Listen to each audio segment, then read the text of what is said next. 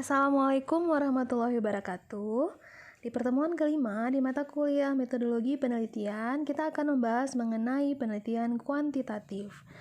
Apa saja yang akan kita bahas? Yaitu yang pertama kita akan membahas mengenai pengertian dari penelitian kuantitatif, kemudian prosedur dari penelitian kuantitatif, dan yang ketiga adalah karakteristik dari penelitian kuantitatif dan beserta kesimpulan akhir mengenai penelitian kuantitatif. Silahkan disimak slide berikut. Di pertemuan kelima ini kita akan membahas mengenai penelitian kuantitatif, di mana penelitian kualitatif telah kita bahas di pertemuan terdahulu di pertemuan 3 dan 4. Pada penelitian kuantitatif ini kita akan membahas apa itu pengertiannya.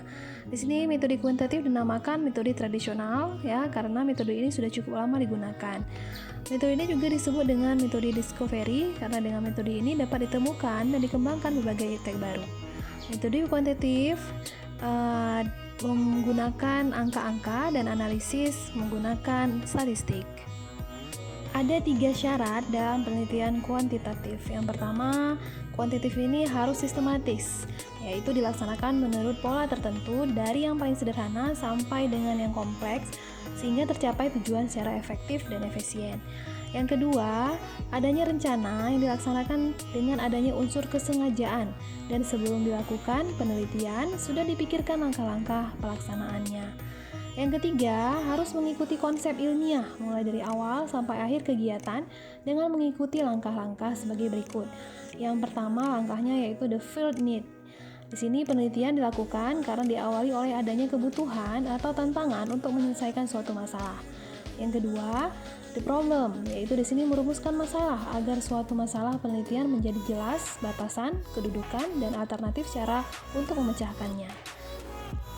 Kemudian, the hypothesis. Di sini dalam penelitian kuantitatif harus menetapkan hipotesis sebagai titik tolak untuk mengadakan kegiatan pemecahan masalah. Yang keempat, collection of data as evidence, yaitu mengumpulkan data untuk menguji hipotesis. Kemudian yang kelima, concluding a belief, yaitu menarik kesimpulan berdasarkan hasil pengolahan data dan dikembalikan kepada hipotesis yang sudah dirumuskan. Yang keenam, general value of the conclusion, yaitu menentukan kemungkinan untuk mengadakan generalisasi dari kesimpulan tersebut dan implikasinya di masa yang akan datang. Terdapat 11 prosedur dalam penelitian kuantitatif ya.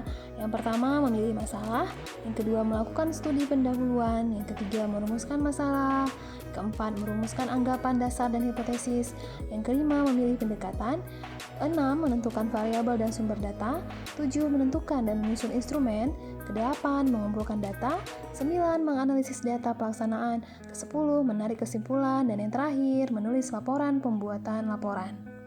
Kita akan membahas satu persatu prosedur dalam penelitian kuantitatif, yaitu yang pertama kita akan membahas memilih masalah yang baik. Di sini ada 4 hal yang harus dilihat, yaitu yang pertama mempunyai nilai penelitian, yaitu mempunyai sifat keaslian, menyatakan suatu hubungan. Yang kedua, mempunyai visibilitas atau dapat dilaksanakan. Di sini data serta metode untuk memecahkan masalah tersedia, cukup waktu, tenaga, dan biaya untuk memecahkan masalah, adanya dukungan dari pihak-pihak terkait. Dan kemudian yang ketiga, sesuai dengan kualifikasi peneliti masalah yang baik, yaitu masalah yang tidak bertentangan dengan hukum, moral, dan etika. Dan yang keempat, hasil penelitian itu bermanfaat bagi khalayak banyak. Prosedur yang kedua yaitu melakukan studi pendahuluan. Pada studi pendahuluan di sini dimaksudkan untuk menjaga kemungkinan bisa tidaknya kegiatan penelitian diteruskan dan mencari informasi yang diperlukan. Ada beberapa manfaat dari studi pendahuluan. Yang pertama yaitu kita lihat di sini informasi yang dapat diolah oleh peneliti, yaitu yang pertama, apa yang akan diteliti, di mana dan kepada siapa informasi dapat diperoleh, bagaimana cara memperoleh data, teknik apa yang akan digunakan untuk menganalisis data, dan bagaimana harus mengambil kesimpulan serta memanfaatkan hasil penelitian. Prosedur yang ketiga yaitu merumuskan masalah. Dari prosedur ini kita harus melihat dan memperhatikan ketentuan-ketentuan sebagai berikut. Yang pertama, dirumuskan dalam bentuk pertanyaan. Yang kedua, rumusan jelas dan padat dan mencerminkan ciri penelitian yang dilakukan. Selain itu, rumusan masalah juga harus merupakan dasar bagi perumusan judul, perumusan tujuan, dan pembuatan hipotesis.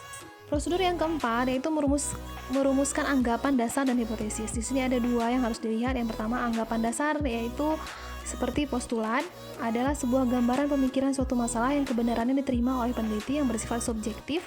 Yang kedua, hipotesis penelitian yaitu merupakan jawaban sementara yang masih perlu dibuktikan kebenarannya di lapangan. Yang kelima yaitu memilih pendekatan. Di sini metode apa yang akan digunakan dalam penelitian.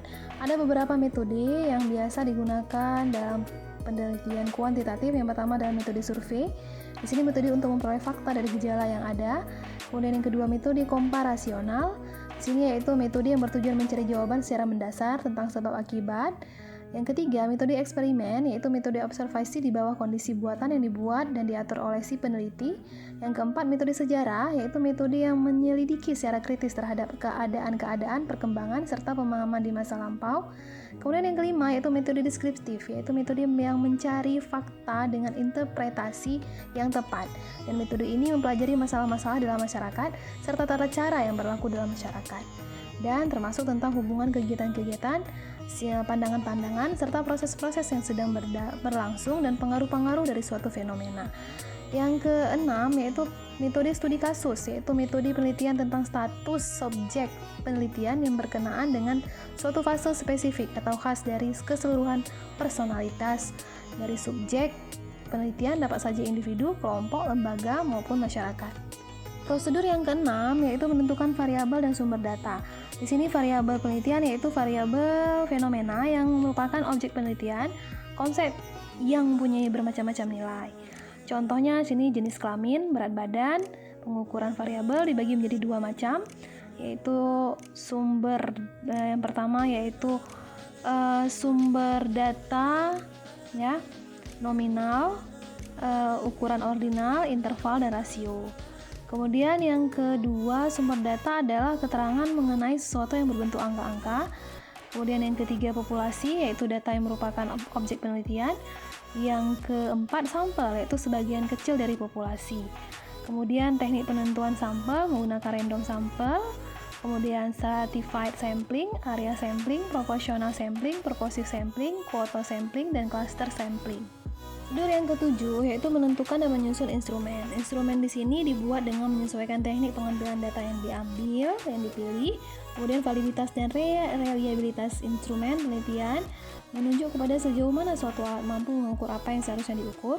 Kemudian reliabilitas mengacu pada sejauh mana suatu alat ukur secara mengukur apa yang diukurnya. Reliabilitas menunjukkan sejauh mana hasil pengukuran dengan alat tersebut dapat dipercaya. Hasil pengukuran harus reliable dalam artian harus memiliki tingkat konsistensi dan kemantapan.